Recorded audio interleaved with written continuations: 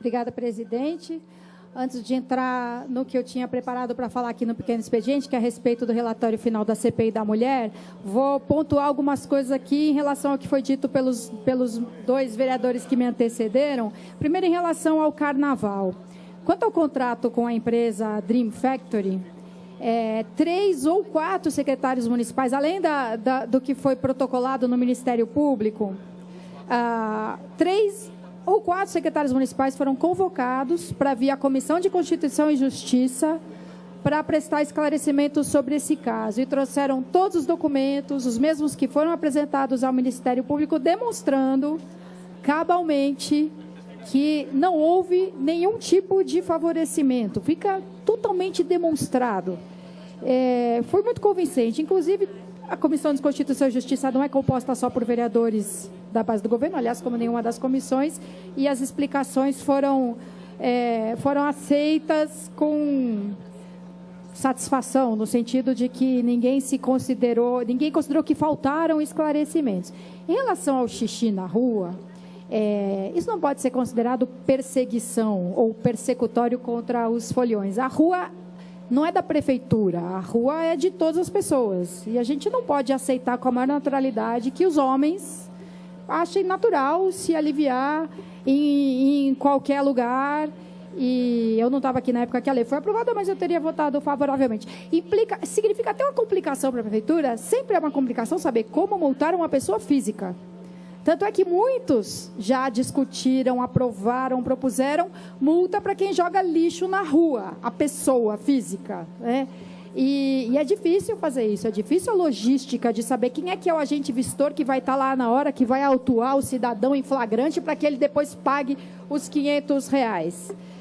Sobre a burocracia na autorização dos blocos, aí a gente tem que analisar os casos concretos para agir em relação a isso. A burocracia para conseguir autorização para qualquer coisa nessa prefeitura, um alvará para qualquer evento, tem necessidades que são incontornáveis, mas tem algumas exigências que realmente não garantem a segurança de ninguém e implicam um gasto e um trabalho para o organizador do evento que não é só um ônus, não traz nenhuma vantagem para a cidade.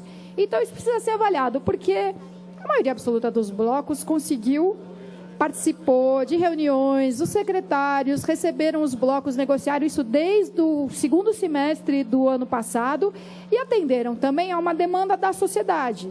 Os moradores da Vila Madalena estavam a ponto de pedir que a prefeitura não autorizasse mais ninguém a desfilar na Vila Madalena. Então, como sempre, né, numa boa governança, a gente tem que entender todos os implicados, todos os prejuízos. Quem quer se divertir e quem tem o direito de não ser afetado, muito afetado. Afetados seremos sempre, mas pela festa dos outros, a minha festa, a festa das minhas filhas, inclusive.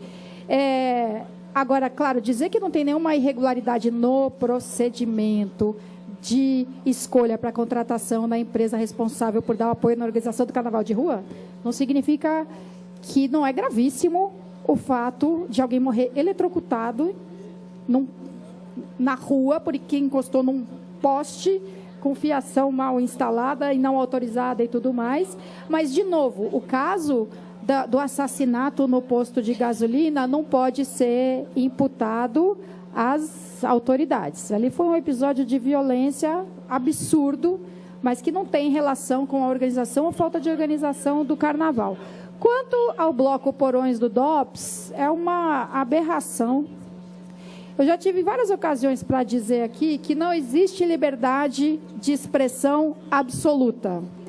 Isso vale naturalmente para os dois lados. Para aquilo que se identifica como que eu defendo e com aquilo que me desagrada. Eu digo isso porque às vezes as pessoas defendem a liberdade absoluta de expressão apenas em um dos lados, em uma das ocasiões. A gente tem que ser bem responsável de dizer que não existe liberdade absoluta de expressão. É tão hediondo quanto imaginar que alguém fizesse um bloco homenageando campos de concentração, né? Porões do DOPS, não sobra nenhuma margem para ambiguidade, para mal entendido. Porões do DOPS é onde se praticava tortura tortura contra pessoas acusadas de serem subversivas. E para ser acusado de ser subversivo num regime ditatorial, não precisa de muita coisa. E, bom, meu tempo vai terminar, vou ver se alguém me cede no grande expediente, porque no fim eu não entrei no assunto da CPI da mulher. Mas só em relação ao que o vereador Senival disse, não houve redução da merenda na cidade de São Paulo. O secretário Alexandre Schneider é uma pessoa de muita responsabilidade e decência, e isso não aconteceu, nem a oferta de orgânicos na merenda e nem a redução da merenda em si. O prefeito João Dória é bastante desajeitado, às vezes, nas suas declarações. Chegou a anunciar que a farinata estaria disponível a partir de segunda-feira em todas as escolas municipais. Isso nunca foi sequer cogitado.